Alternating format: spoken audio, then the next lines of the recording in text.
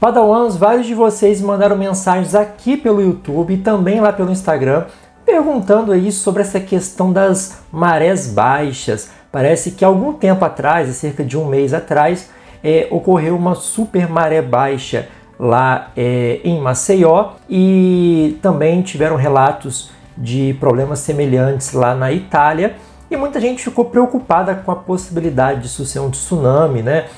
Na época eu não consegui gravar um vídeo sobre isso, mas as pessoas ainda estão me perguntando porque justamente vários canais acabam reciclando essas notícias, né? Então vamos entender no vídeo de hoje por que a maré ficou tão baixa assim e por que não seria um motivo de preocupação em relação ao tsunami. Bora lá!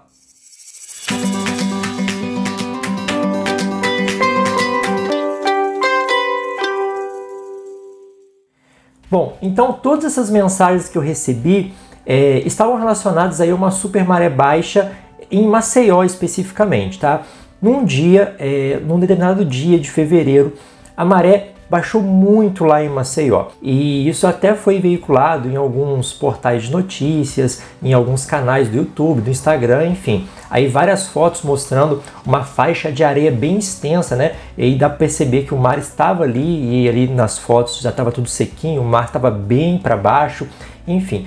Muita gente me perguntou se era alguma coisa estranha acontecendo, por que a maré baixou tanto, para onde foi o mar, se era um tsunami, enfim. Então vamos lá, vamos já descartar algumas coisas aqui de cara. Quando um tsunami está chegando na costa, de fato há um recuo do mar, mas é um recuo bem mais rápido. O processo de subida e descida de uma maré, ele é lento, ele dura assim, várias horas para acontecer, para se consolidar. Então o movimento de subida e descida de uma maré, né, da alta para baixa e tal, demora cerca de 6 horas. Então, para quem mora ali perto dessa praia, para quem estava vendo o mar ali, para quem é da região, provavelmente viu esse mar baixando bem devagar, né, ao longo de horas e não de maneira brusca. Então, obviamente, não era um tsunami, até mesmo porque se fosse um tsunami a gente teria ficado sabendo um pouco antes de um terremoto que aconteceu em algum lugar do Atlântico, né? Então a gente poderia descartar na ocasião, né, no dia que aconteceu o evento,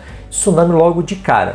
E também não seria nenhum tipo de fenômeno fantástico ou muito anormal, porque em diversos locais do mundo a gente tem super marés altas, né, e super marés baixas. Isso é comum acontecer em alguns locais diante da combinação de diversos fatores. Então quem é morador dessas regiões está completamente acostumado com isso. E quem vê de fora parece que é algo muito anormal. Tanto é que eu fiz umas perguntas lá para algumas pessoas no meu Instagram que moram na região, e eles me responderam assim: ah, professor, realmente tal dia estava bem baixa mesmo, mas é comum acontecer aqui, enfim. Ou seja, os próprios moradores de lá nem ligaram muito para esse fenômeno. Bom, mas se esse recuo do mar foi formado então pela ação das marés, o que seria uma maré? As marés elas são formadas pela interação gravitacional entre a Terra, o Sol e a Lua. Mais especificamente pela Lua. Ela é a maior responsável pelas marés no nosso planeta. O Sol tem uma participação proporcionalmente menor. Então a Lua ela vai exercer uma interação gravitacional na Terra, puxando uma massa de água para o lado em que ela está, formando então uma saliência. No lado oposto, justamente por causa do alinhamento da Terra e do Sol, vai criar uma saliência também um pouco menor. E nos lados, né, nos demais lados que não estão dentro desse alinhamento, você vai ter uma maré baixa. Então, durante 2 ciclos por dia, né, maré alta, maré baixa, maré alta, maré baixa, a gente vai ter essa subida, essa descida das marés, das águas oceânicas em diversos pontos do mundo, em todos os pontos do mundo. Em alguns lugares um pouco mais, em outros lugares um pouco menos. Então, nessa dança que a Lua faz em torno do nosso planeta, ela literalmente vai criando calombinhos por onde ela passa, calombinhos de água, e esse volume maior de água que é provocado justamente por essa interação gravitacional, como se ela puxasse ali aquela massa de água, você vai tendo esse deslocamento da maré para cima e para baixo. Lembrando que os oceanos eles têm um nível médio, tá? Quando a gente fala aqui de maré, eu não estou falando das ondas do mar, e sim do nível do mar. Então é como se eu pegasse uma linha ali e dissesse, olha, esse aqui é o nível médio do Oceano Atlântico, né? Quando a maré ela está alta, esse nível vai ficar um pouco acima desse valor médio. E quando ela está baixa, esse nível vai ficar um pouco abaixo desse nível médio. Bom, e a Lua vai dançando ali, né, rodando, girando em torno da Terra. Ela vai, obviamente, puxando esses calombinhos, esses carocinhos de água, esses calombos, essas saliências, formando então essas marés altas e baixas. E aí, dependendo do alinhamento da Terra, da Lua e do Sol, se for um alinhamento muito certinho assim, as forças gravitacionais elas vão ficar turbinadas, a gente pode falar assim. Então você vai ter uma super maré alta ou uma super maré baixa. Além disso, existem outros fatores que podem ajudar na amplitude dessas marés, ou seja, faz com que alguns lugares do mundo especificamente tenham marés altas muito fortes e marés baixas muito fortes também. Um deles é a topografia, a forma da costa oceânica, a profundidade também ali ao longo da linha da costa. Isso pode afetar a amplitude dessas marés. Então, se a encosta é muito íngreme ou se ela vai diminuindo essa profundidade de maneira muito lenta, isso acaba influenciando. As correntes oceânicas também acabam influenciando nessa maré alta e na maré baixa.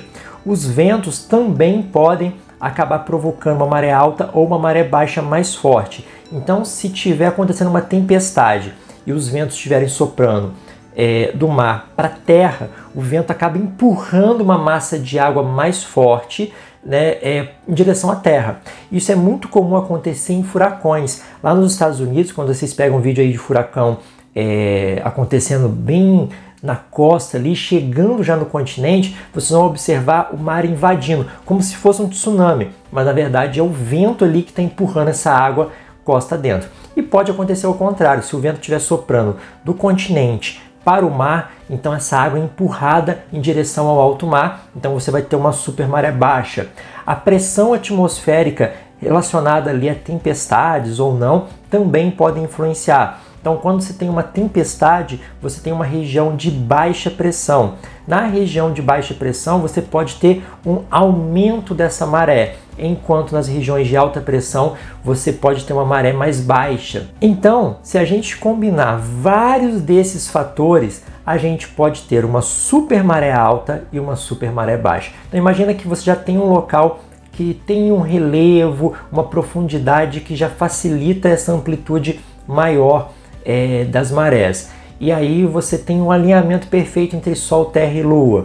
E você tem ali a presença de uma alta pressão, enfim, vários desses fatores combinados acabaram provocando uma super maré baixa em Maceió.